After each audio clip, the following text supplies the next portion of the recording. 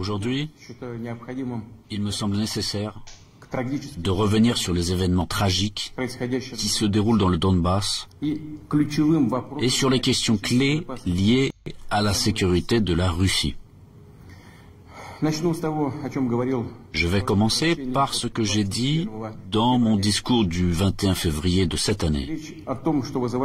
Je me réfère à ce qui nous préoccupe particulièrement, à savoir les menaces fondamentales que font peser sur notre pays de manière démesurée et arrogante, pas à pas, année après année, les hommes politiques occidentaux irresponsables. Il s'agit de l'expansion de l'OTAN vers l'Est, du fait que ces infrastructures militaires s'approchent des frontières de la Russie.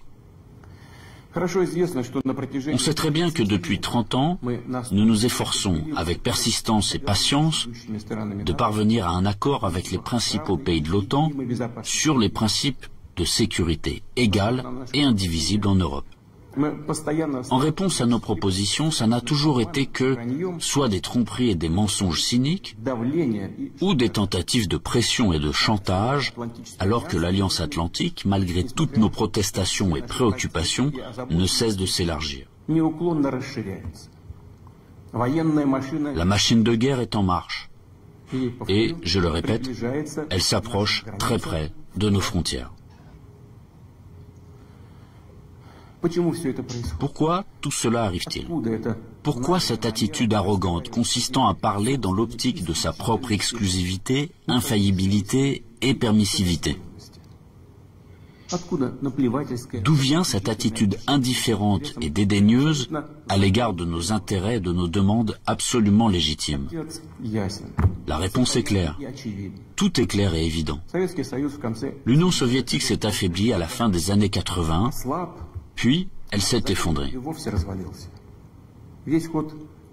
Tout ce qui s'est passé à l'époque est une bonne leçon pour nous aujourd'hui.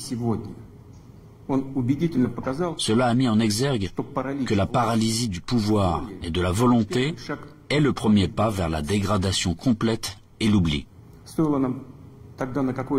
Dès que nous avons perdu notre confiance en nous-mêmes, un certain temps, l'équilibre des pouvoirs dans le monde a été rompu. Cela a conduit à une situation où les traités et accords existants ne sont plus réellement en vigueur. La persuasion et les demandes n'ont aucun effet.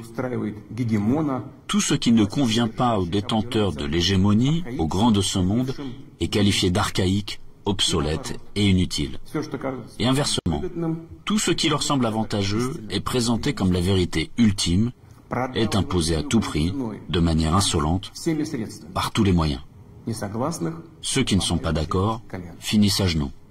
Ce dont je parle maintenant ne concerne pas seulement la Russie, et nous ne sommes pas les seuls à être préoccupés par cela. Il s'agit de l'ensemble du système de relations internationales, et parfois même les alliés des États-Unis eux-mêmes. Après l'effondrement de l'URSS, le monde a été de fait remodelé et les normes établies du droit international, dont les principales, fondamentales, ont été adoptées à la fin de la Seconde Guerre mondiale et ont largement consolidé ces résultats, ont commencé à gêner ceux qui se sont déclarés vainqueurs de la guerre froide.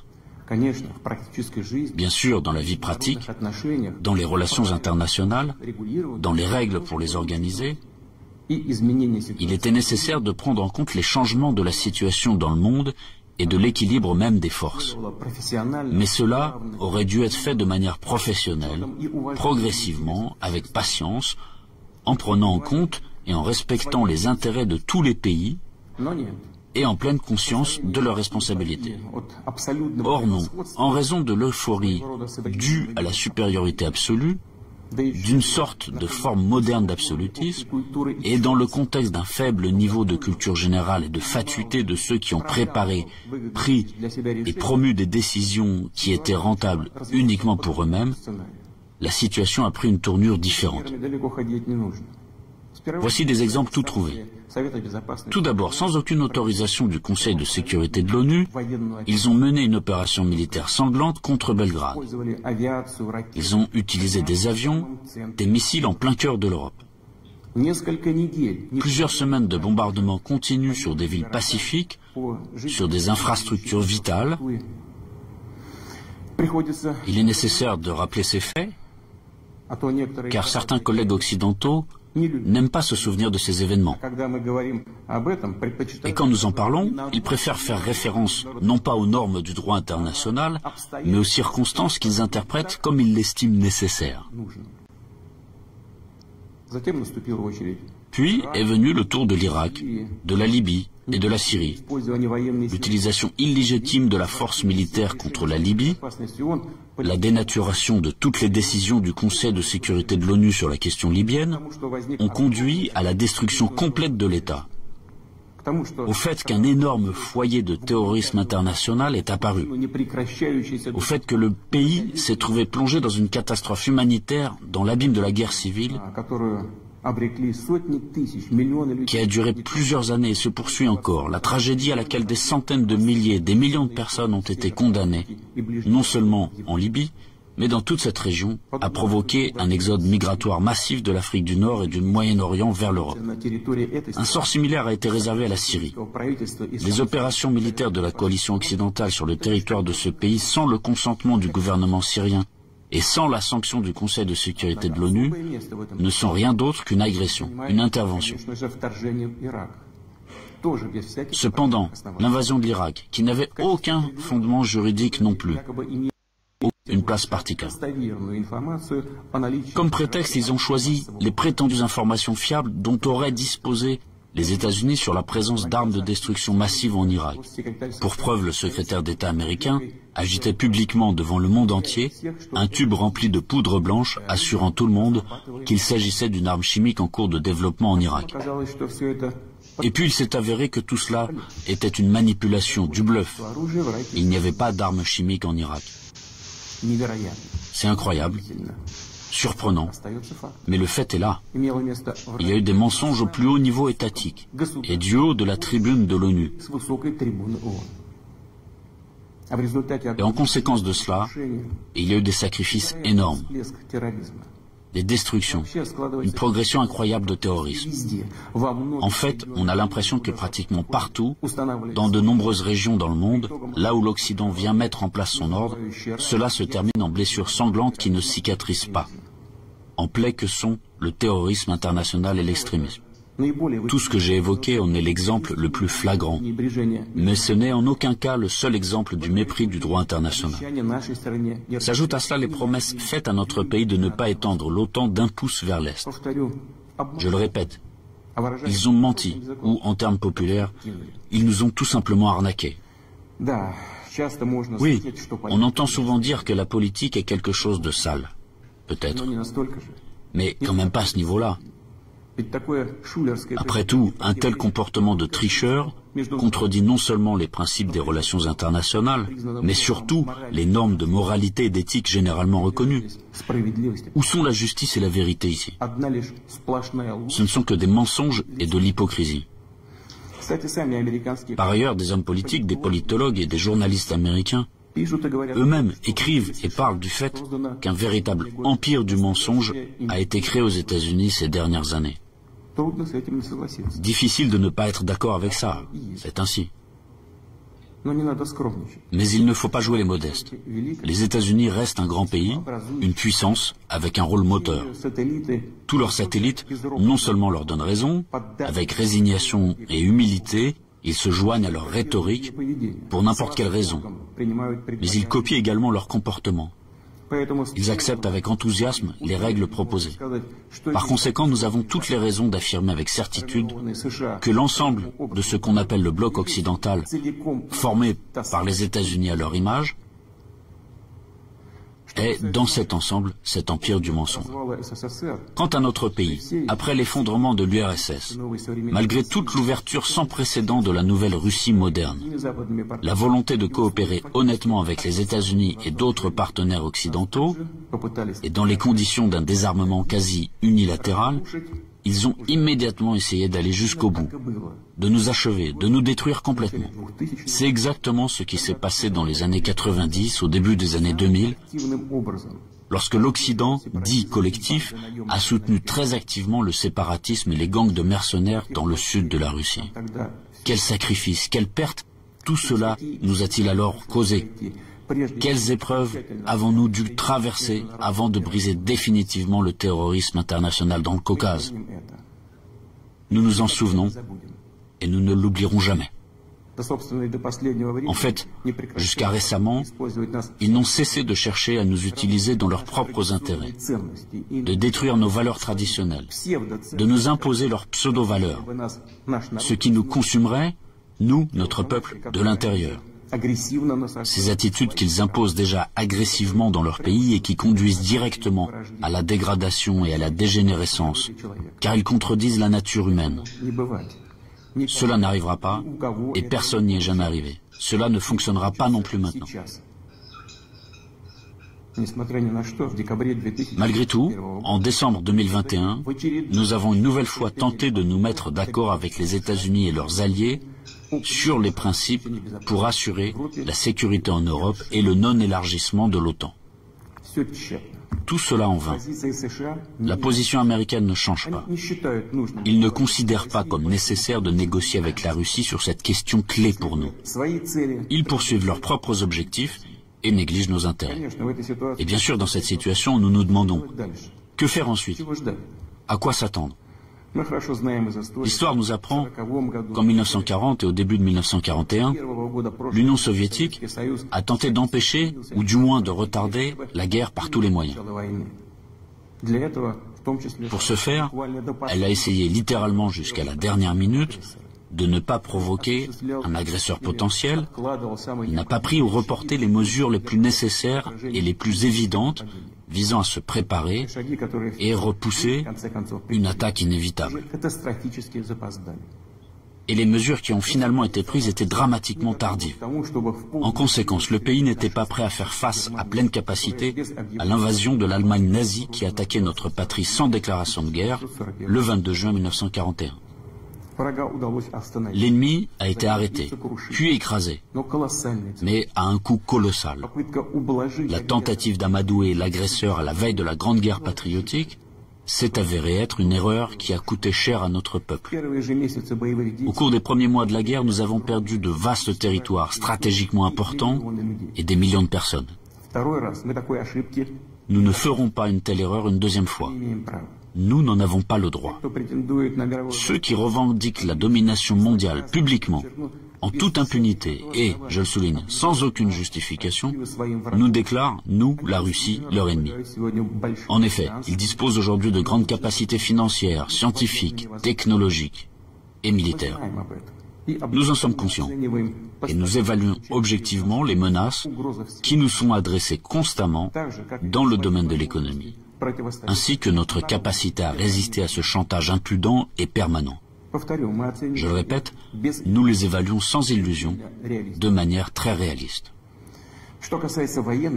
En ce qui concerne le domaine militaire, la Russie moderne, même après l'effondrement de l'URSS et la perte d'une grande partie de son potentiel, est aujourd'hui l'une des puissances nucléaires les plus fortes du monde, et elle dispose en outre d'avantages en ce qui concerne un certain nombre d'armes de pointe. Il ne devrait donc faire aucun doute qu'une attaque directe contre notre pays entraînerait une défaite et des conséquences désastreuses pour tout agresseur potentiel. Cependant, les technologies, y compris en matière de défense, évoluent rapidement. Le leadership dans ce domaine a changé et changera encore demain. Tandis que la conquête militaire des territoires adjacents à nos frontières, si nous laissons cela se produire, se poursuivra pendant des décennies, ou peut-être pour toujours. Et cela constituera une menace toujours plus grande et totalement inacceptable pour la Russie. Aujourd'hui même, alors que l'OTAN s'étend vers l'Est, la situation pour notre pays se dégrade et devient chaque année plus dangereuse. En outre, ces derniers jours, les dirigeants de l'OTAN ont explicitement évoqué la nécessité d'accélérer, de forcer l'avancée des infrastructures de l'Alliance vers les frontières de la Russie. En d'autres termes, ils renforcent leur position. Nous ne pouvons plus nous contenter de regarder ce qui se passe. Ce serait complètement irresponsable de notre part. La poursuite de l'expansion de l'infrastructure de l'Alliance Atlantique, la conquête militaire des territoires de l'Ukraine qui a commencé, tout cela est inacceptable pour nous. Et merci donc à la réalisation qui nous a permis d'avoir cette attitude du président russe Vladimir Poutine, président Badakani, qui, comme on le dit trivialement, a tenu à mettre les points sur les i. Mon cher Ndom, le monde vient de franchir un très grand pas. Je voudrais dire, à faire un grand bond dans ce que j'appelle le processus de désoccidentalisation du monde. Je me répète, la désoccidentalisation du monde. Ça fait bientôt plus de 5 siècles que le monde est dominé par l'Occident. Cette domination s'est aggravée, a connu une accélération depuis la fin de la guerre froide. Accélération et aggravation qui a amené l'humanité dominée, et maintenant une bonne partie de l'Occident, des peuples occidentaux, à comprendre le péril grave qui était le lot du monde et de l'humanité si cette domination continuait telle qu'elle. Le crime contre l'humanité, le génocide sanitaire perpétré par Big Pharma, la finance internationale et les États occidentaux, qu'on a appelé le Covid, a fini de convaincre les plus sceptiques. La désolation économique qui est le lot de l'humanité ces derniers temps, avec une surexplosion des inégalités économiques qui sont dont les kystes emblématiques, n'est-ce pas, sont constitués par le fait que quelques familles, ou bien quelques familles ont des fortunes estimées à près de 6 000 milliards de dollars, c'est-à-dire le budget de tous les pays africains réunis, pratiquement. Est-ce que vous imaginez ça? Et ces quelques familles-là justifient ça, en disant que non, elles sont plus intelligentes, elles travaillent plus. En fait, Dieu les a bénis pour ça. De manière spécifique, donc, cette dérive exterminatrice pour l'espèce humaine s'est spécifiquement manifestée dans le contexte ukrainien, n'est-ce pas, par la volonté de faire de l'Ukraine une base militaire pour détruire la Russie.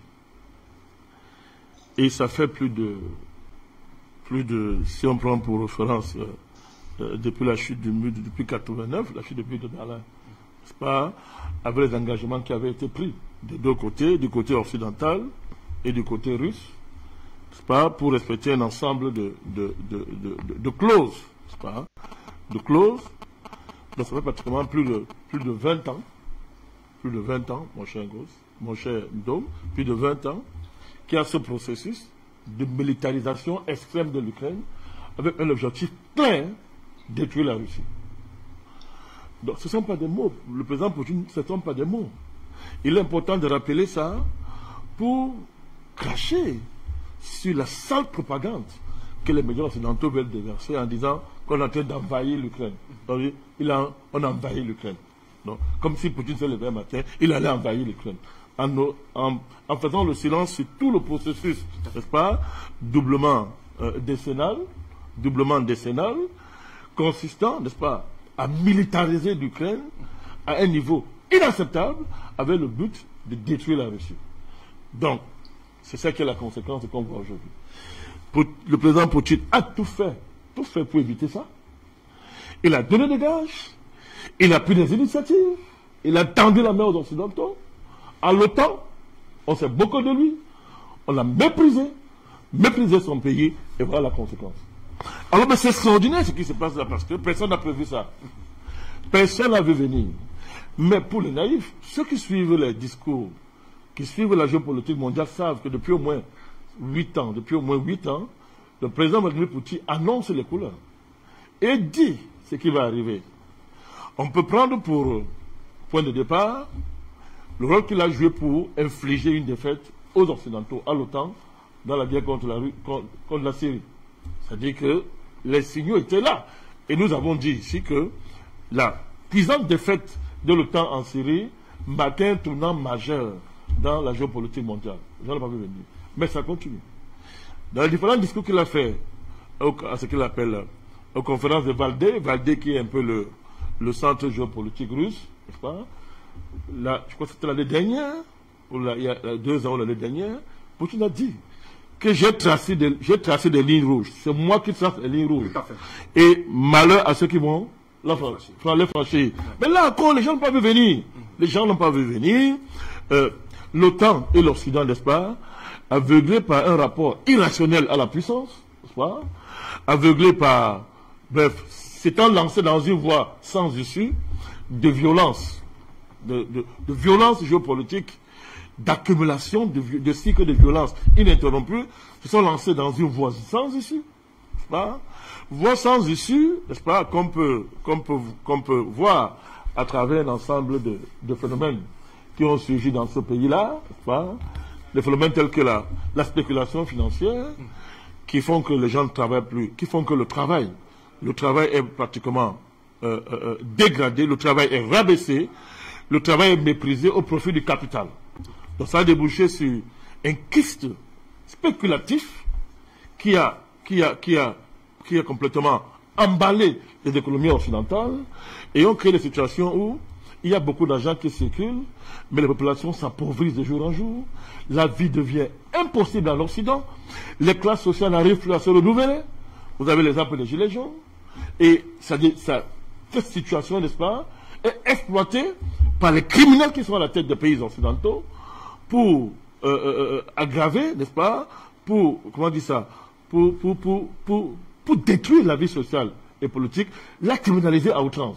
C'est ainsi que vous allez voir les débats sur l'immigration, le retour des mouvements néo-nazis dans les pays occidentaux, une droitisation extrême de la politique dans ces pays-là, avec un abcès racial très inquiétant, que ce soit, je dis pratiquement dans tous les pays occidentaux, européens, n'est-ce pas, doublé, n'est-ce pas, et là, doublé de quelque chose qui est terrible, une dégénérescence civilisationnelle de l'Occident, à travers, n'est-ce pas, l'élévation des valeurs sacrées, des phénomènes comme les LGBTQA+, c'est-à-dire que... Poutine l'a dit, bravo, il a dit, et les mots sont clairs, il a dit, c'est pas, cette dégénérescence civilisationnelle qui est marquée par cette putréfaction morale, cette putréfaction humaine, n'est-ce pas, des sociétés occidentales, dont on vient de voir, n'est-ce pas, quelque chose d'emblématique sur le terrain footballistique, où M. Zouma, le footballeur Zouma, n'est-ce pas, s'est retrouvé condamné pour avoir maltraité son chat. C'est-à-dire, autrement dit... Encore que maltraiter son chat, mais c'est symptomatique de la dégénérescence de l'Occident. C'est symptomatique. C'est-à-dire que on a élevé le chat au-dessus de M. Zouma. Dans un contexte où la propriété privée est sacrée. C'est-à-dire, ma chose, en Occident, c'est sacré. Je veux dire, oui. Mais c'est le chat de quelqu'un, et maintenant on lui dit que non, il ne vaut pas plus que son chat. Et il a été condamné pour ça. Malheureusement, les footballeurs n'ont pas été en mesure de s'arrêter pour voir que le message contentateur leur passait.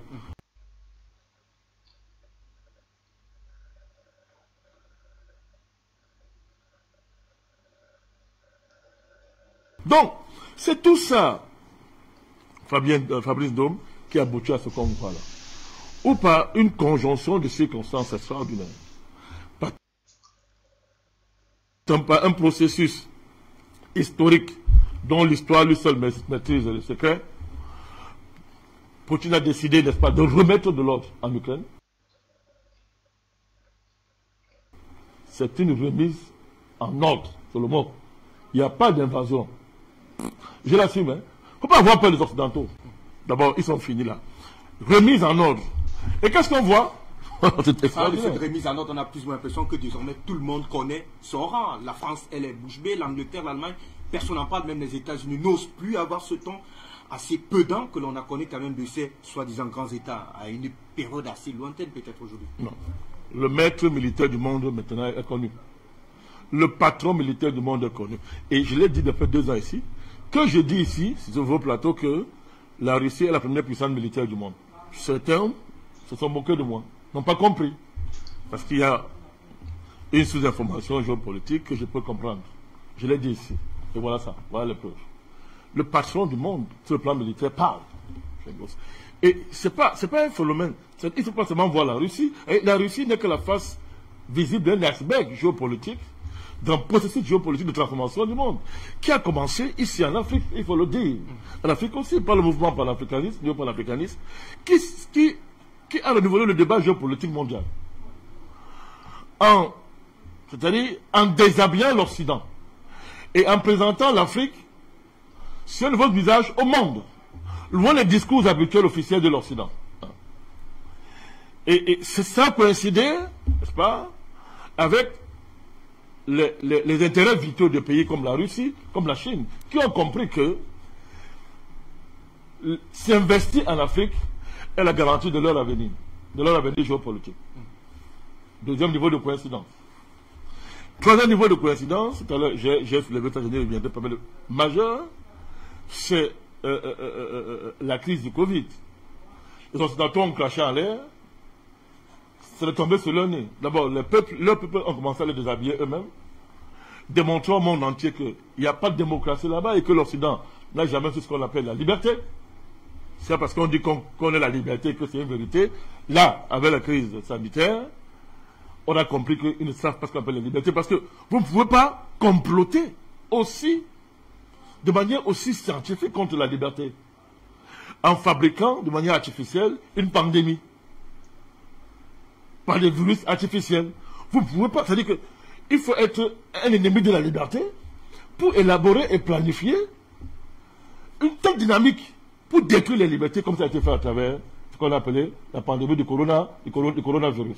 Donc, quand vous cumulez tout ça, mon cher Dom, et tous ces facteurs internes et externes que j'ai convoqués ici, vous avez l'explication de ce qui se passe là. M. Poutine n'est que la face visible d'un puissant mouvement profond, tectonique, au niveau des relations internationales et géopolitiques, n'est-ce pas, qui a mûri depuis des années, qui est la conséquence de tous les crimes interdits, inadmissibles, de tous les crimes, n'est-ce pas, des Occidentaux, crimes répétés et accumulés, et élevés au niveau d'une démarche politique. On est arrivé aujourd'hui à ce que j'appelle une métacrise.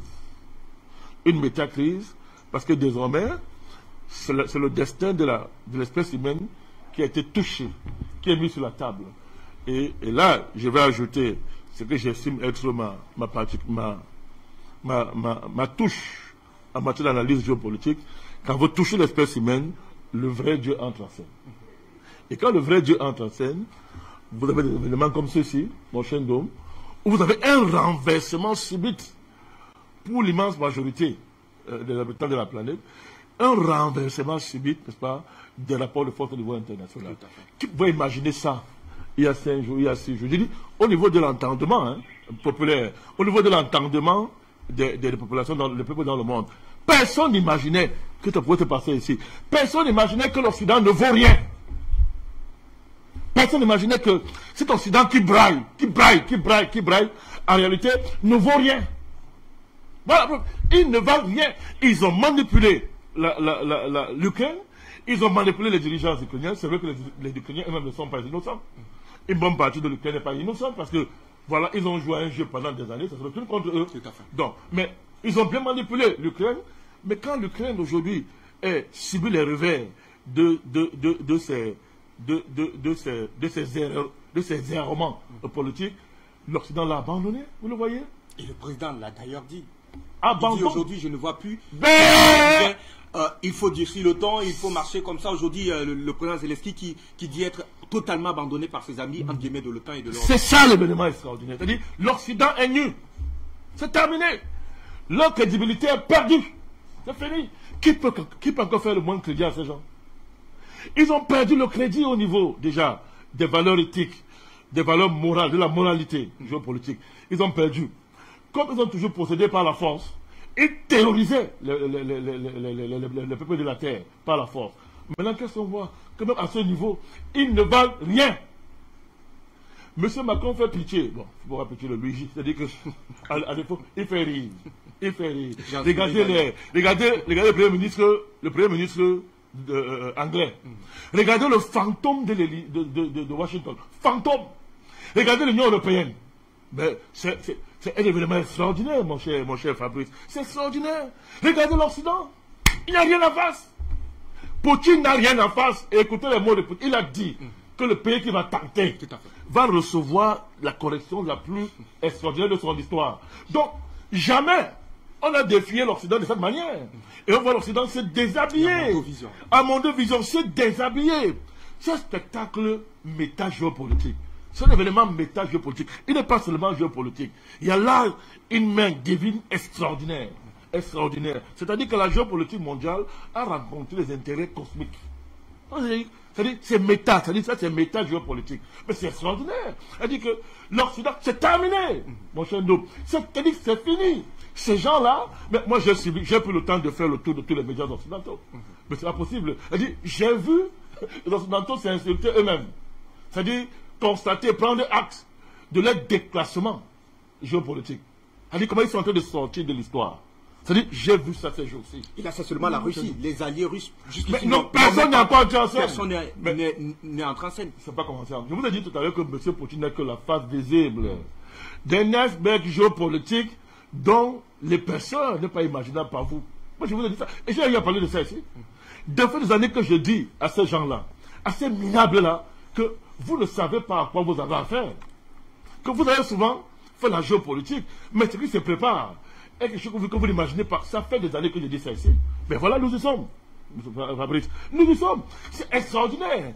Moi, je vois l'acteur de théâtre devenu président en Ukraine. C'est-à-dire, vous voyez, on ramasse un acteur de théâtre, on le met président. Mais il n'arrive pas à faire de la comédie. C'est fini, ça. C'est fini. Mais le gars se rend compte que, merde, j'étais où là? Il était dans une bulle.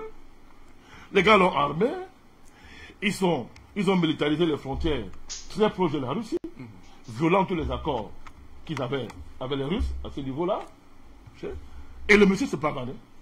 Il gueulait. Nous, on est maintenant armés, on est prêts. Si la Russie essaye, ils verront ce qu'ils vont voir. Mais monsieur, c'est pas de la folie. Mais comment expliquer ça? Mais ils sont devenus fous. Dieu les a rendus fous. Dieu les a rendus fous pour mieux les perdre. C'est l'une des sept. Parce que dites-moi, quelle est la rationalité d'un tel comportement? Dites-moi, où est la rationalité de leur comportement des Occidentaux? C'est où? C'est à quoi de faire une telle politique pour être aussi humilié? Si on considère que, voilà les gens qui se sont revendiqués comme étant les plus rationnels de la Terre. La raison, semble-t-il, est la pierre angulaire de leur civilisation. La raison. Mais comment, quel est cet être raisonnable qui peut se comporter de manière à s'humilier lui-même à la fin? C'est irrationnel. Et à partir du moment où c'est irrationnel, mais je dis que moi je vous dis, le vrai Dieu les a rendus fous pour les perdre. Pour les perdre. Et on voit la perte là. Ça, c'est pas rationnel, ça. C'est de la folie. Deuxième, à un autre niveau, mon cher Fabrice, les peuples européens voient. Et c'est ça qui est plus grave. Voilà pourquoi il y aurait un après en Europe. Parce que les peuples européens voient qu'ils n'ont pas de dirigeants. Qu'ils n'ont pas d'armée. Oh, mais si vous voyez ça, les Européens voient qu'ils n'ont pas d'armée. Ils n'ont pas d'hommes politiques. Ils sont dirigés par des feignants, des bandits, des aventuriers et des criminels. Les peuples européens découvrent aujourd'hui la nudité de leur système politique tant vanté, tant fantasmé. On voit ça aujourd'hui. Ils disent que même, il n'y a rien. Les populations sont en train de le voir. Les Américains sont en train de le voir. Aujourd'hui, il y a déjà au niveau du Parti républicain aux États-Unis une dynamique visant à faire des pétitions pour demander la démission du fantôme. Qui est lucide 1 minute par jour. On demande d'aller, ça va commencer. Dites-moi comment les peuples européens vont encore regarder leurs dirigeants. Alors, l'appareil de propagande qui essaye de vouloir unir les peuples européens derrière un discours diabolisant Poutine, envahisseur, ça fait rire. Et donc on a un traitement de dictateur. Dictateur, voilà le mot, ça fait rire. J'ai regardé le Tintin, le triangle. Tintin, triangle, le triangle. Vous savez de qui je parle, non? Tout à fait. Le triangle. Le triangle, si vanté, arrogant en Afrique, si prétentieux et debout sur ses sabots en Afrique, il faut le voir ces derniers temps-ci. Il a dit, c'est amusant, lorsque on lui a présenté les dires de Poutine, il dit, je voudrais rappeler à M. Poutine que la France a la bombe nucléaire. Ça fait rire. Tout le monde sait que Poutine n'est plus au niveau de l'arme nucléaire, pour lui, il a dépassé ça. Mais regardez la réponse de M. Le Drian, ministre des Affaires étrangères de la France, hein, en direction de son peuple. C'est quand même terrible. Regardez à quel niveau ces gens sont descendus. C'est un déshabillement, c'est-à-dire rarement vu dans l'histoire. Président Badakani, évoquons le narratif même de l'homme, président Vladimir Poutine. Il commence par rappeler des faits historiques quand même pour montrer justement la méchanceté, la barbarie, le mensonge d'État ventilé depuis l'année temps sur le cas de l'Irak, sur le cas de la Syrie, très récemment de la Libye, pour en venir effectivement sur le cas de l'Ukraine. Aujourd'hui, il est plus que clair, on a été abreuvé au mensonge occidental depuis l'année des temps. Mais quand il parle de l'Irak, tout ça, c'est même très récent. C'est-à-dire que l'histoire, quand on dit envahir, c'est-à-dire invasion, il faut être un occidental pour oser parler des mots comme ça. Il faut être un occidental pour oser dire. C'est-à-dire des démons, c'est-à-dire vraiment des êtres démoniaques. Parce qu'il n'y a pas de mot pour les qualifier. En termes d'invasion, c'était quoi l'esclavage? Une invasion. Une occupation forcée. C'est-à-dire sophistiquée. L'esclavage, c'était quoi? C'était quoi la colonisation? Qu'est-ce qu'ils ont fait quand ils ont dit qu'ils ont prétendu avoir découvert l'Amérique? C'était quoi? Une invasion. C'était quoi? Vous voulez qu'on peut citer plein d'exemples? Voilà des gens qui ont envahi par la force, envahi par le génocide, les massacres, les 3/4 de la géographie des territoires du monde. Mon cher Dom, c'est l'histoire. Aujourd'hui, c'est pourquoi ils trouvent les mots pour ils osent dire, bien sûr, le mot est facile parce que c'est leur essence. Ouais. Ils osent dire, Poutine a envahi l'Ukraine. Mais plus récemment, depuis que la paix des États-Unis. Mais l'Irak, c'était quoi? Poutine l'a cité. Mais qu'est-ce qu'ils ont fait au Panama en 89? Ils ont envahi le Panama. Ils ont envahi. Qu'est-ce qu'ils ont fait au Grenade? En 83, c'était quoi? Ils ont envahi. Bon, mon cher, on peut citer, on peut vous citer ça matin, midi, soir. Qu'est-ce qu'ils ont fait à Yougoslavie? C'était quoi? C'était quoi? Sans aucun mandat de l'ONU. Ah oui. C'était quoi? Je ne veux pas citer ce que le président Poutine a cité. Mais qu'est-ce qu'ils font économiquement parlant dans les pays? Il y a l'invasion économique, c'est quoi? Ils envahissent les pays économiquement. C'est quoi le problème d'ajustement structurel? C'est quoi? C'est quoi l'endettement? C'est l'invasion financière. On vous envahit financièrement. On vous oblige à vous endetter. Vous ne le faites pas, on vous déstabilise. Quand on envahit un pays économiquement, on lui impose des problèmes d'ajustement structurel et par derrière, on ravage les bijoux de famille, on prend tout ça. On flanque symbolique. Et 2 jours après avoir pris, ça donne les bénéfices. Alors qu'on disait hier que non. Ces entreprises ne sont plus fiables. Donc, vous voyez, on oblige les États à s'endetter pour financer, pas possible, pour financer des privés étrangers qui en plus vont s'enrichir sur le dos de la princesse, c'est-à-dire vont s'enrichir. Ils vont laisser la gloire de dette au pays. Bolloré est l'exemple parfait en Afrique, en général, et au Cameroun. On a vu cette pratique-là être magistralement mise en scène dans le cadre de la privatisation dans un pays comme le Cameroun. Vous voulez parler que du Cameroun? Pourquoi? Invasion économique. Invasion économique. Allez, on vous permet effectivement de vous remettre le temps certainement de faire... Invasion économique. Vous voyez comme je t'ai vous dire, on m'a embêté au téléphone, là, je m'explique.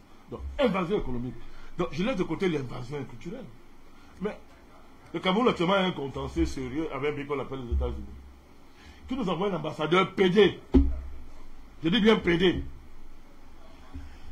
Et qui a le culot de dire qu'il viendra au Cameroun avec sa femme. Hein? Qui est un homme, hein? Une provocation, un envahissement culturel, géopolitique, mis en œuvre par un pays à travers son ambassadeur, qui sait très bien que au Cameroun, l'homosexualité est interdite. Tout à fait. Vous comprenez? Mais c'est pas ce que... Et vous avez vu que M. Joe Biden, dans ce moment de lucidité, est allé à l'ONU, n'est-ce pas, inciter le Cameroun, présenter le Cameroun comme un pays dictatorial, où il n'y a pas de liberté, où on persécute, n'est-ce pas, les personnes LGBT, en préparation de l'invasion culturelle que son ambassadeur veut venir faire au Cameroun. Mais eh bien, il nous trouvera. Il va nous trouver là. Donc vous voyez que ce sont des mots pour leur opinion publique. Mais quand on voit tout à l'heure les ravages causés par le coronavirus, qui a mis le peuple, qui a réveillé les peuples occidentaux qui étaient morts politiquement, qui étaient morts culturellement, qui étaient morts. Ça les a réveillés, mais ça ne passera pas. Nous là-bas, ça ne passera pas. Ne parlons pas d'ici. Mais je voudrais inciter sur quelque chose qui est très important. D'abord, la question, il y a les enjeux au niveau des Africains. Mais vous avez vu comment M. Macron et l'Europe nous ont démontré pendant des mois, mon cher Ndom, pendant des années, qu'ils aimaient le Mali plus que les Maliens. Et que vraiment, ils étaient préoccupés par la sécurité, n'est-ce pas, au Sahel du Sahel. Ouais. Et on les a vus mobiliser Takuba, Barkhane et consorts. Mais à qui peut-on faire croire que les Européens, le Tintin de l'Élysée et les Européens aiment les Africains plus que les Ukrainiens? Mais qu'est-ce qui empêche de réunir rapidement Barkhane, Takuba, de ramasser les bases militaires américaines qui sont là? Ils ont plein de bases militaires ici en Afrique. Plus Afrique comme là, plus que le machin là, en Allemagne. Hein? En Allemagne, pour aller au secours de l'Ukraine. Mais il y a là quelque chose vraiment. Les derniers Africains qui continuent à faire semblant de ne pas voir, à faire semblant de vouloir donner c'est-à-dire concéder une certaine bonne foi aux Occidentaux, au long de la démocratie, mais doivent s'asseoir et faire leur autocritique. Comment peut expliquer le fait que M. Macron et l'Union européenne ne soient pas en mesure de ramasser, de faire un redéploiement simple des troupes qu'ils ont en Afrique pour aller secourir l'Ukraine qu'ils aiment tant? Peut-être qu'ils ne veulent pas un enlisement, c'est ce qu'on a su. On n'a jamais vu ça. C'est un niveau de cynisme, mais en même temps, c'est une déculété géopolitique. Ils auront de la peine à s'en relever.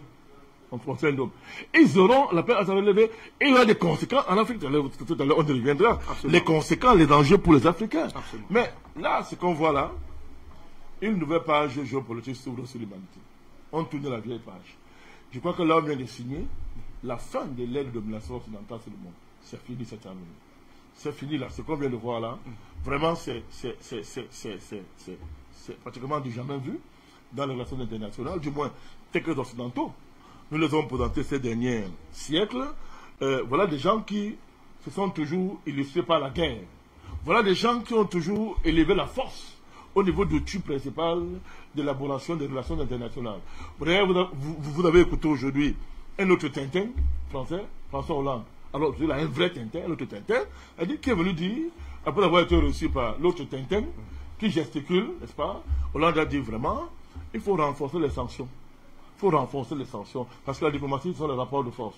Voilà des gens donc, qui ont longtemps valorisé la force, la guerre, qui subitement, devant un affront aussi grave, retentissant et mondo-visuel, sont devenus subitement des philanthropes. Il dit non, il veut la paix, il veut pas la guerre. Il privilégie les sanctions économiques et les sanctions économiques. Mais ça fait rire. Vous savez, M. Macron, vous savez ce qu'il a fait? C'est moi rire. Il dit, au lieu d'envoyer les troupes en Ukraine, il les envoie en Roumanie. Et d'autres en Allemagne, pour les États-Unis. Attends, je commence par la France. C'est-à-dire, ils envoient les troupes en Roumanie. Mais est-ce que Poutine a, d'après eux, leur discours, est-ce qu'il a envoyé la Roumanie? Du tout. Mais envoie les troupes en Ukraine. Il gesticule. Il envoie les troupes en Roumanie. Il dit que bon, ok. Et il y a les lignes où on n'est pas franchi en Roumanie. Mais est-ce que Poutine a dit un jour qu'il va attaquer la Roumanie? Il a envoyé la Roumanie. C'est l'Ukraine.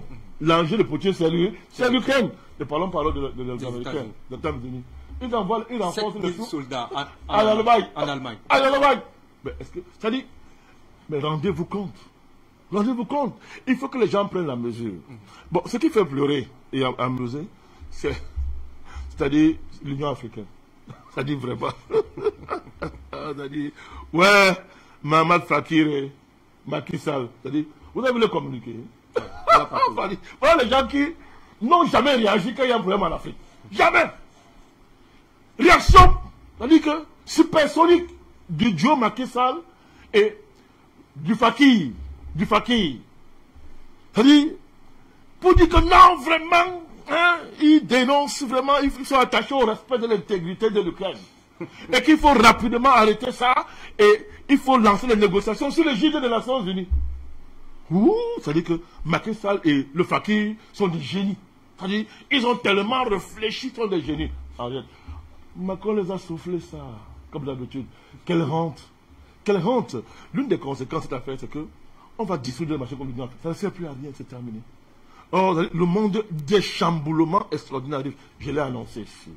J'ai annoncé, des chamboulements sont devant nous. Et là, vous avez l'élément déclencheur. D'accord. Président, on va vous revenir tout à l'heure puisqu'on va continuer à égrener notre chapelet d'interrogation. À quoi doit-on s'attendre les jours à venir, mais davantage quel impact sur le continent africain pour la géopolitique et autres. On y reviendra juste après ce premier tour au standard sur cette question Ukraine. Au téléphone, bonsoir, bienvenue.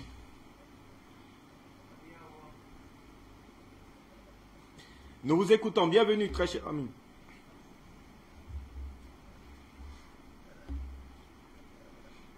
Alors, est-ce que nous avons un appelant au standard? Nous vous écoutons, bienvenue, bonsoir, très cher monsieur.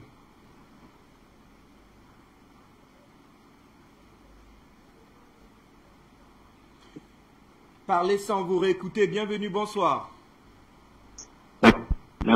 Merci bien, mon cher frère Ndoum. C'est le Delphin de Gitega. D'accord.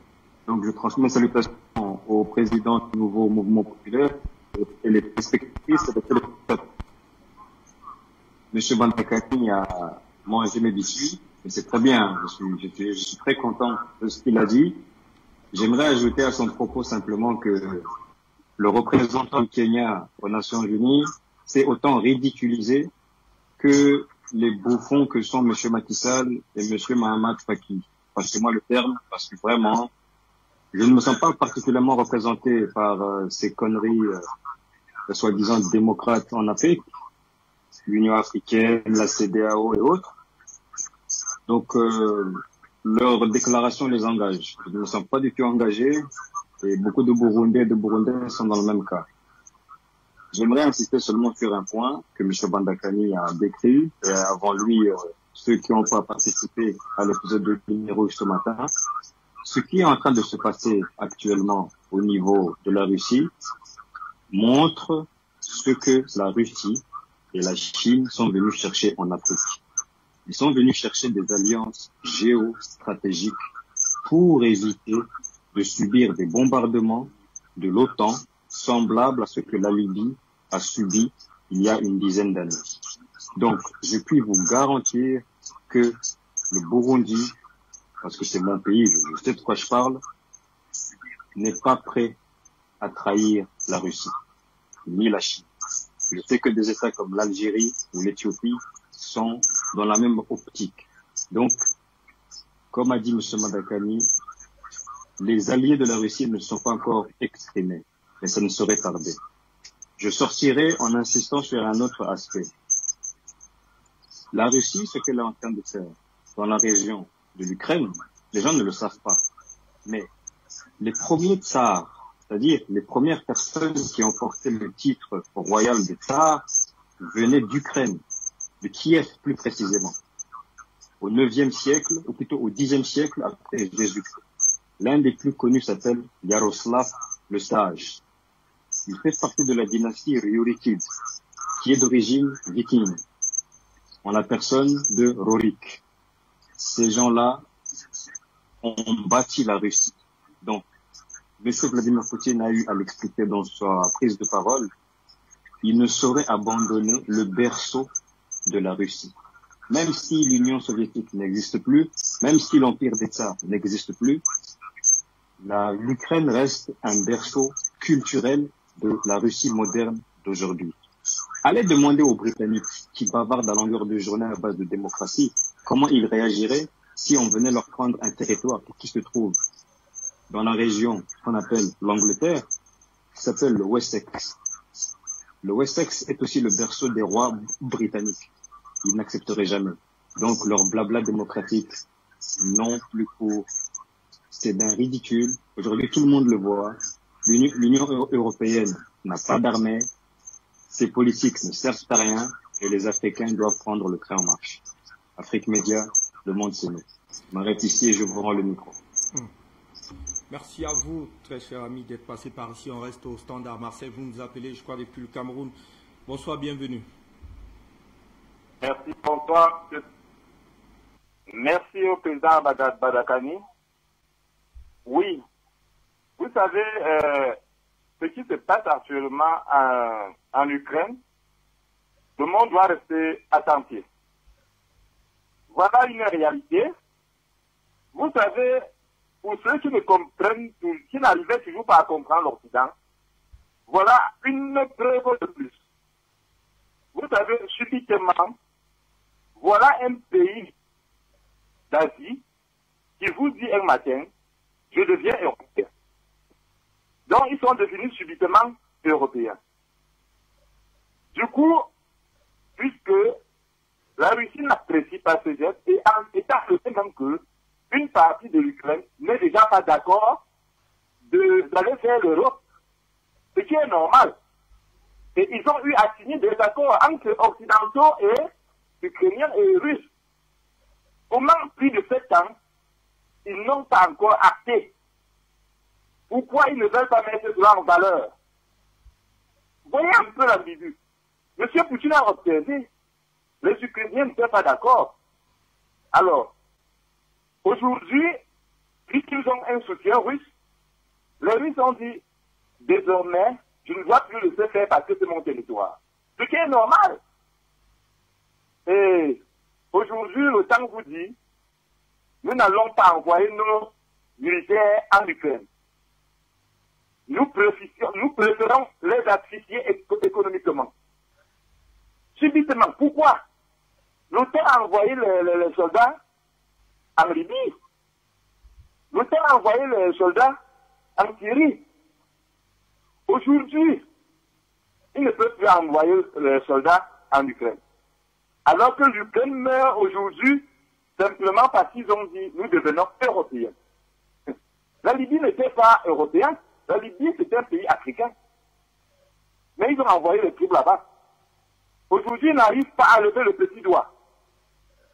Les États-Unis, sachant qu'ils ne peuvent rien, qu'ils sont tellement faibles, ils disent aujourd'hui, si un pays de l'OTAN est attaqué, ils nous verront. Nous sommes d'accord, mais c'est un pays européen, s'il vous plaît. Soyez solidaires. En Afrique, chez nous, on connaît que quand le voisin pleure, attention, vous n'allez pas dormir. Là, les Ukrainiens meurent. De quoi le fantôme, c'est le président ukrainien. Celui qui vend son pays. Il le savait. L'Occident mesure son poids maintenant. Ça veut dire que le champ de bataille entre les grandes puissances se joue aujourd'hui en Ukraine. Et c'est les Ukrainiens qui meurent. Voilà un fantôme qui n'arrive pas à comprendre exactement ce qui se passe. Or, subitement, la preuve que Poutine à lui seul peut taper que ce soit les Américains, que ce soit l'OTAN. Et si aujourd'hui, je vous mets à défi, qu'il décide que chaque pays au monde choisit son camp, le reste du monde peut choisir s'aligner derrière l'OTAN et les États-Unis. Mais la Corée du Nord va dire, je suis d'accord avec la Russie. Les deux, je vous rassure, quand la Corée du Nord va pouvoir s'occuper des États-Unis d'Amérique, c'est là où la Russie va s'occuper de l'OTAN. Et là, en moins de 2 semaines, vous verrez. Donc, comprenons simplement. Donc, le monde change. Demain, notre tour. Et Poutine a bien expliqué. Puisque ces Occidentaux, avec leur mentalité, ils veulent déshumaniser le monde. Nous n'accepterons jamais. Merci et courage à vous. que le monde avance.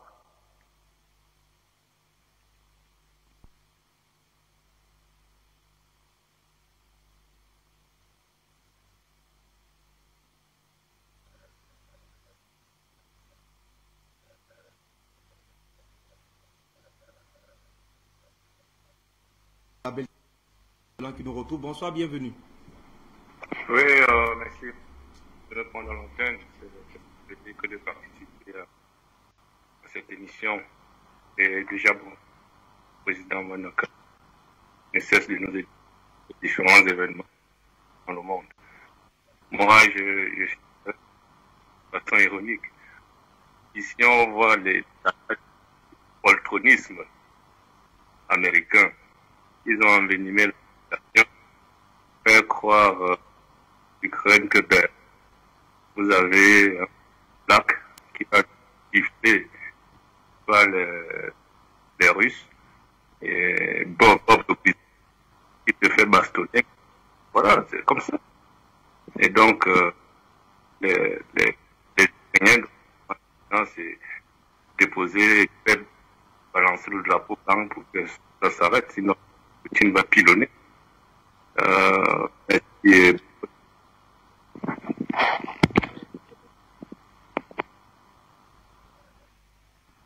On va revenir pour prendre quelle direction cette fois-là, Adrien? Ok, monsieur Tebo, vous nous appelez du Cameroun. Bonsoir, bienvenue. Oui, bonsoir, monsieur Fabrice Dom. Bonsoir à votre invité, le président Bandakani. Monsieur Fabrice Dom, je vais commencer très rapidement en soulignant une chose très importante.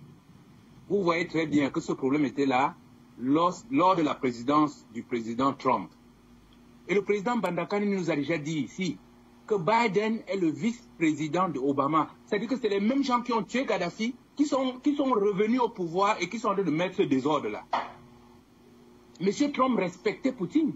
Et c'est pour ça que Poutine n'a jamais attaqué, n'a jamais, fait déborder ce problème-là. Juste parce qu'il y avait un respect entre ces deux pouvoirs. Donc, ce sont ces criminels je ne sais pas comment le président Bandakani dit ça, c'est ce complexe militaire-là qui est revenu au pouvoir, qui vont nous pourrir la vie jusqu'à la fin.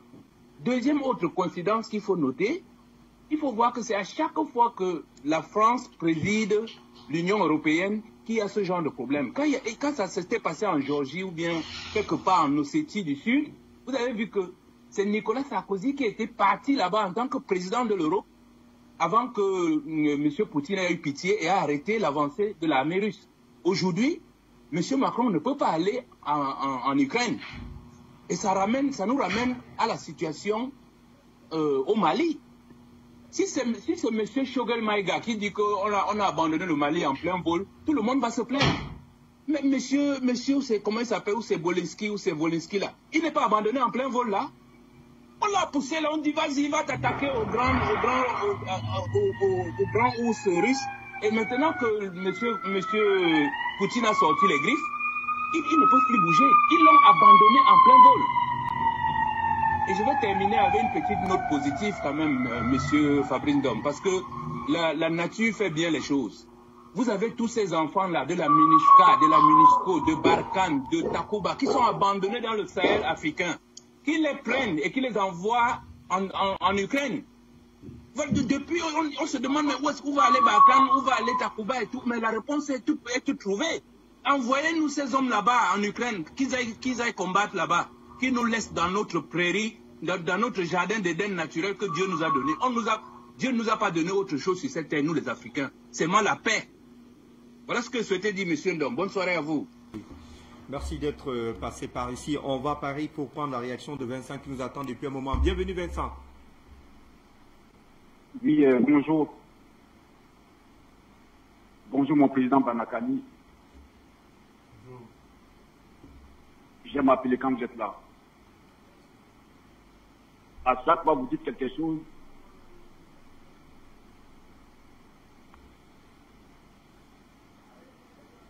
Vincent, allez-y, ne vous écoutez pas, ne cherchez pas à vous réécouter à la maison. Nous vous écoutons ici. Ok. Je disais, mon président Banakani, à chaque fois vous dites quelque chose, je fais des recherches, je vérifie, je vois si vous avez raison.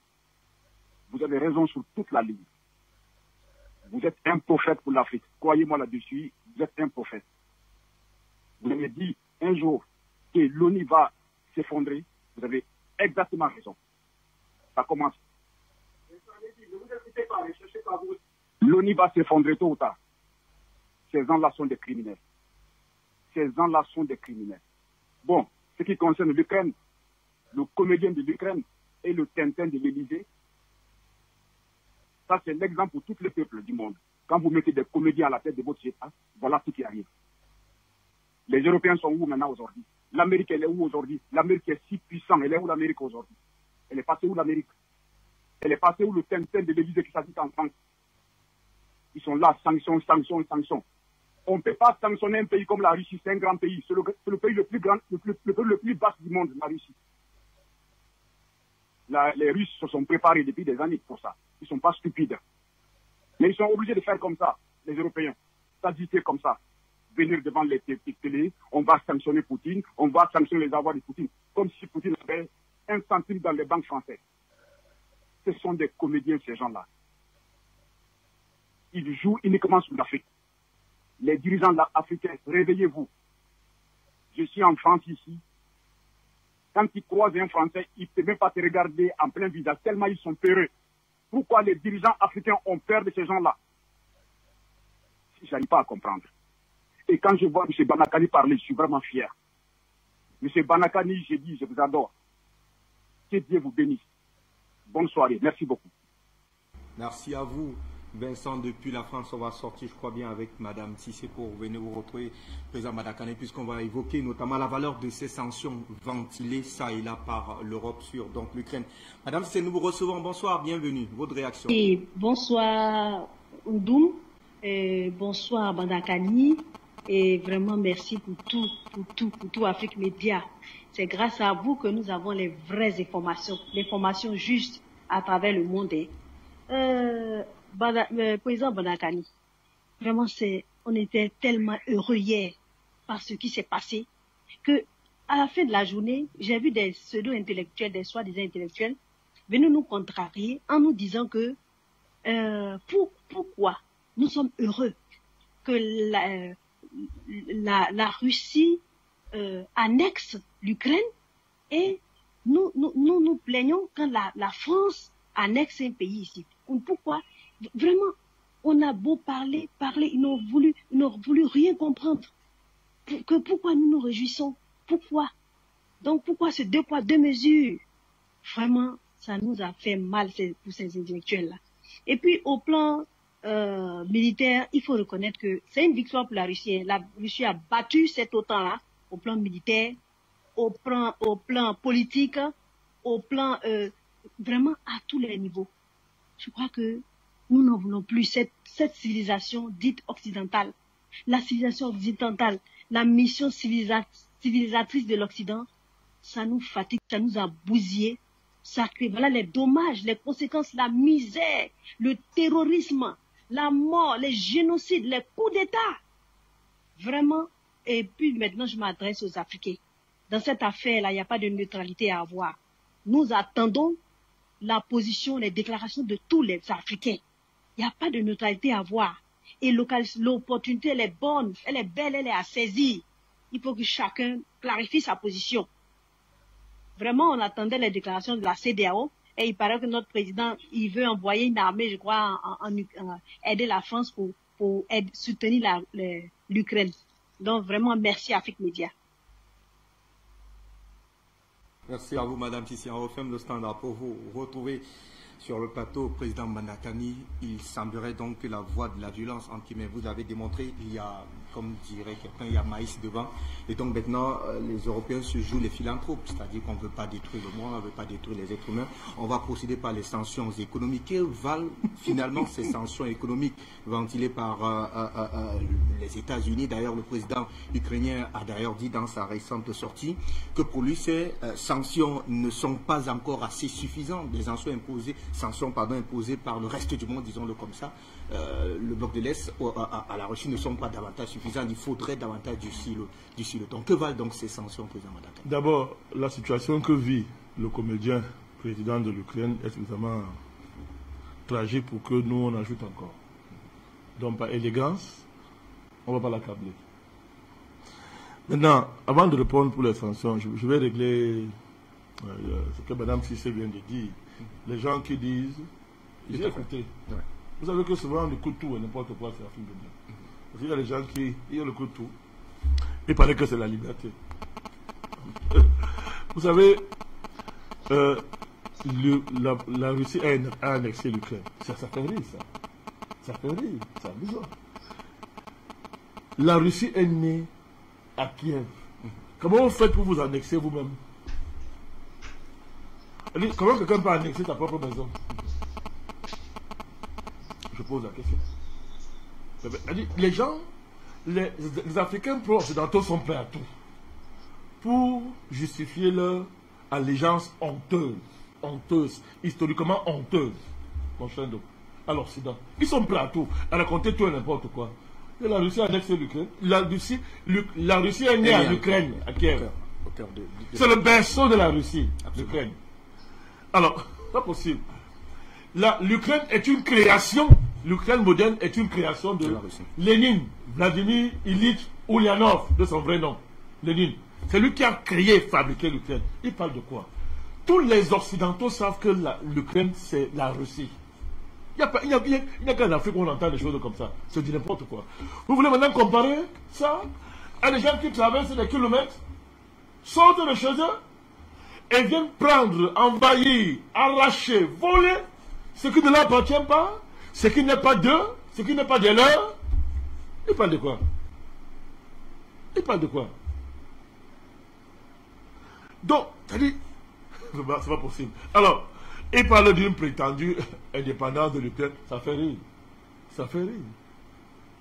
Allez voir ce qui se passe. Est-ce que vous savez, on parle de quoi? Est-ce que vous savez, je vais rappeler ça. Lorsqu'ils ont fait le coup d'état de Maïdan, hein, c'est-à-dire que la révolution du Maïdan, vous vous souvenez? Absolument. Où ils ont chassé l'ancien président, alors comment on l'appelle encore? J'ai oublié son nom. Yanukovych. Voilà, le président Yanukovych, ils l'ont renversé à travers le coup d'état de Maïdan. Tous ceux qui étaient contre cette révolution à l'époque, mais allez voir ce qui se passe en Ukraine par rapport à ces gens-là. Le monde entier n'en parle pas. C'est un véritable génocide. Est-ce que vous le savez? Génocide qui se passe en Ukraine. Mais les médias occidentaux font l'impasse dessus. C'est-à-dire, toutes les populations russophones qui se sont opposées à cette révolution du Maïdan, qui est une tentative d'occidentaliser l'Ukraine. Mais elle est tellement burlesque et amusante. Vouloir occidentaliser l'Ukraine, ça fait rire. Ça fait rire, mais ça a débouché sur un génocide, mon cher ami. Sur un génocide qui est couvert depuis. C'est-à-dire que les médias des pays occidentaux, ils n'en parlent pas. Ils font comme si ils ne sont rien. Près de 4 millions de personnes. Uniquement parce que ces personnes n'étaient pas d'accord avec le coup d'État soutenu par l'Occident en Ukraine en 2014 et s'opposaient à l'élévation du prétendu nationalisme ukrainien. C'est-à-dire, s'opposer à ça. C'est-à-dire un mouvement nationaliste ukrainien, mais qui est en réalité le casse-sexe d'un mouvement néo-nazi. Néo-nazi encadré par l'OTAN, en général et en particulier par le Canada. Est-ce que vous vous rendez compte? Les gens qui viennent vous dire en plein jour que être antisémite, c'est la catastrophe, c'est le plus grand péché de cette terre. Que essayer de m'en parler d'un juif, c'est le plus grand péché de la terre. Qui vous disent que Hitler était même Satan lui-même fait chair, qui est descendu sur terre et que vivre bien sur la terre, c'est tout fait pour ne pas, c'est-à-dire pour ne pas voir le visage d'Hitler. Les mêmes gens en Ukraine organisent un mouvement néo-nazi, encadré, financé par l'OTAN en général et en particulier par le Canada. Est-ce que vous vous rendez compte? Personne ne voit ça. Personne ne parle de ça. Donc les Africains qui racontent les histoires là, est-ce qu'ils sont au courant de ça? Ce genre d'horreur là, c'est-à-dire que, est-ce qu'ils sont au courant de ça? Les pogroms, on traque les gens qui sont entre guillemets, les pro-russes. Mais ça, que veut dire pro-russe en Ukraine? Ça n'a pas de sens. C'est-à-dire pro-russe en Ukraine, c'est quoi? Ça veut rien dire. On les traque. Tout ça, c'est encadré par les Occidentaux qui veulent à tout prix, comment on dit ça?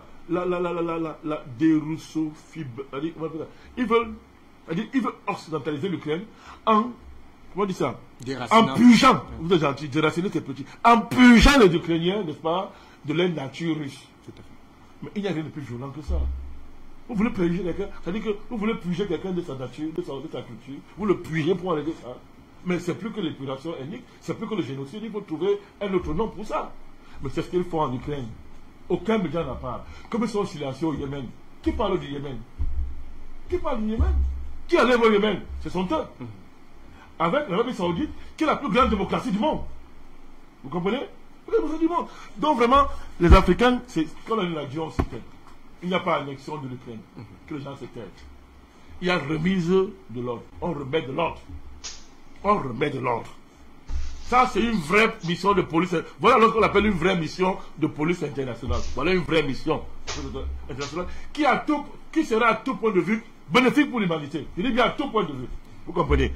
Deuxième chose que je voulais dire, c'est l'implacabilité des lois de la géopolitique. Moi, ça me fait rire. Et là encore, je rends grâce au frère Dieu. Et ça pose sur la table le rapport à la puissance. Mon cher d'homme, la puissance ne va jamais tomber dans les mains de n'importe qui. Vraiment bien, hein?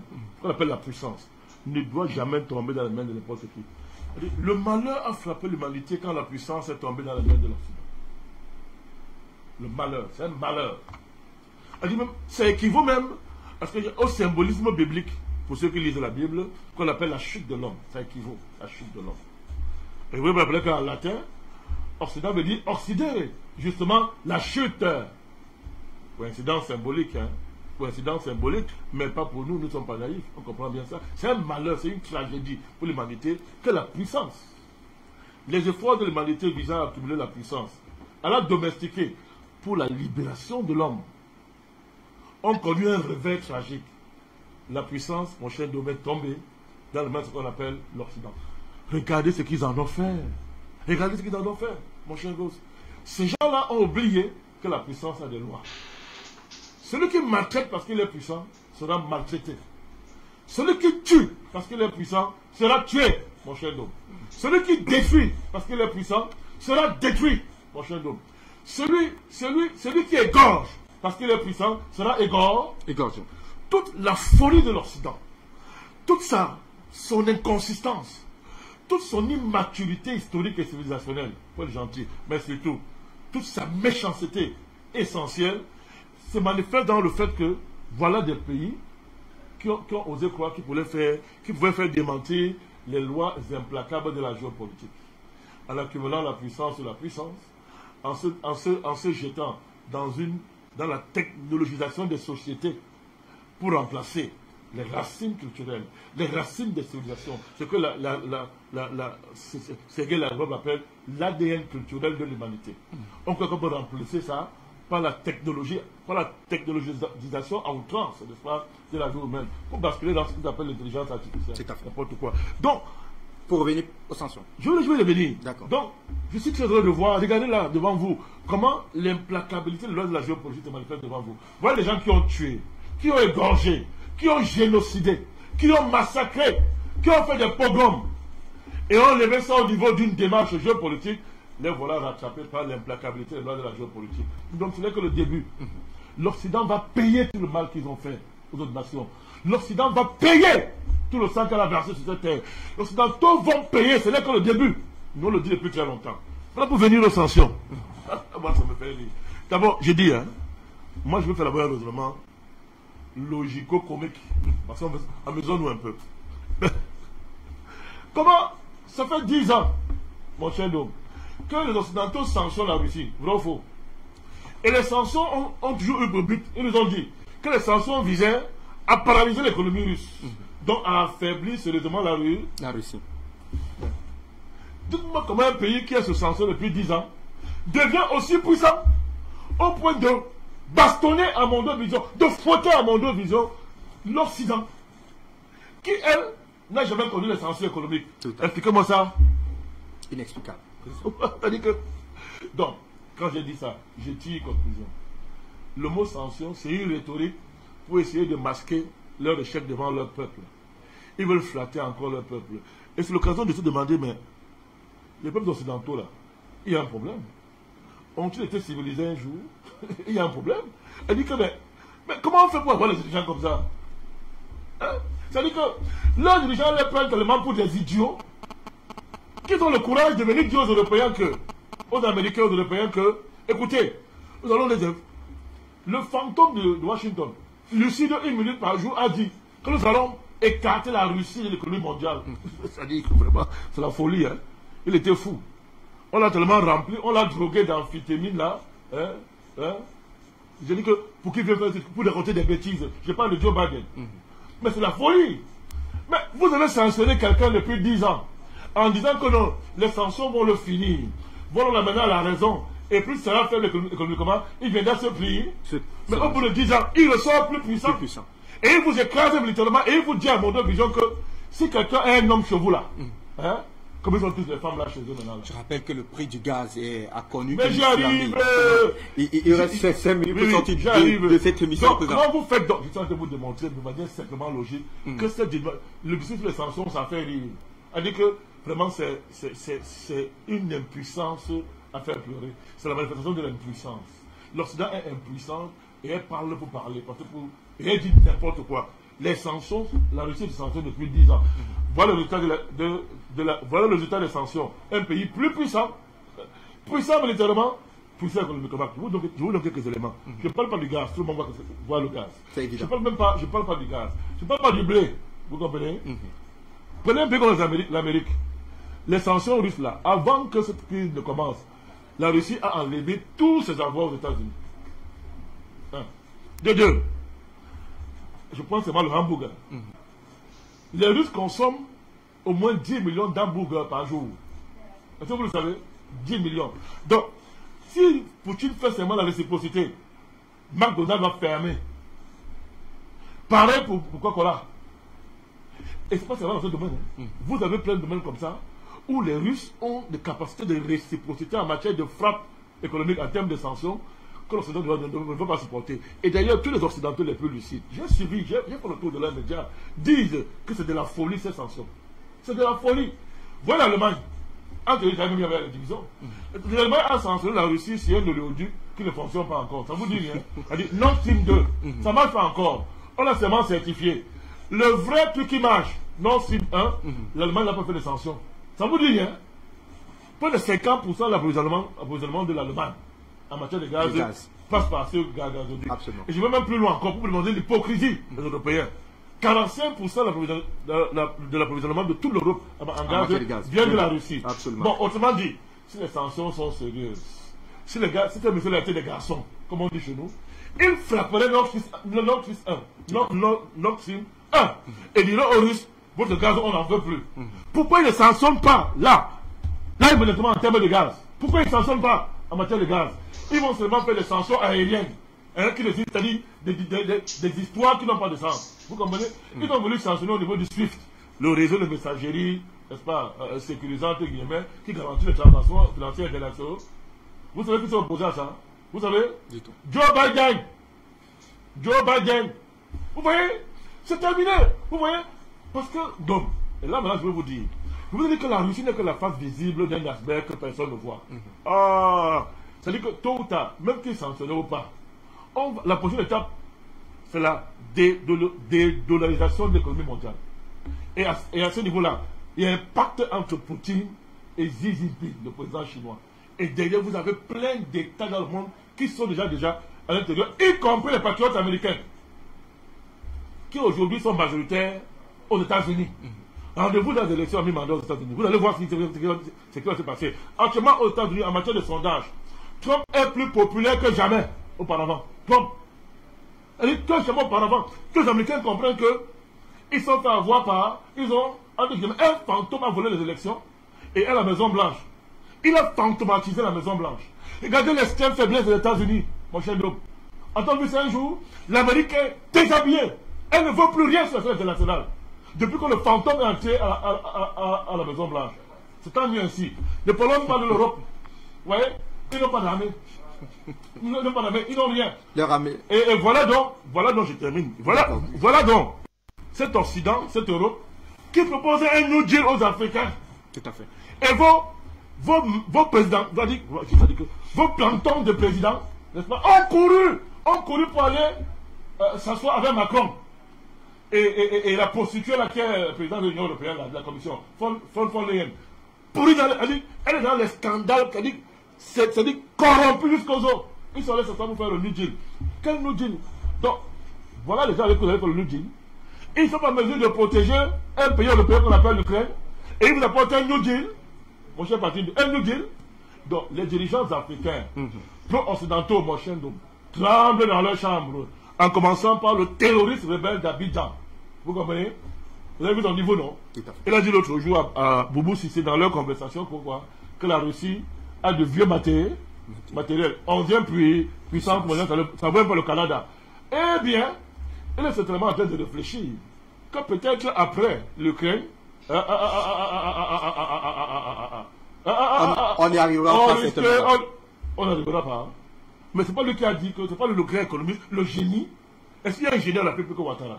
Le grand savant, il a dit que les Maliens sont des idiots. Ils ne connaissent rien dans la géopolitique mondiale. Lui, le grand savant, imaginez, voilà un président qui dirige la Côte d'Ivoire. Il ne connaît pas la réalité de la géopolitique mondiale. Il va s'attaquer à quelqu'un qui est en train de fouetter ses parrains. Il fouette ses parrains à Mondo Vision.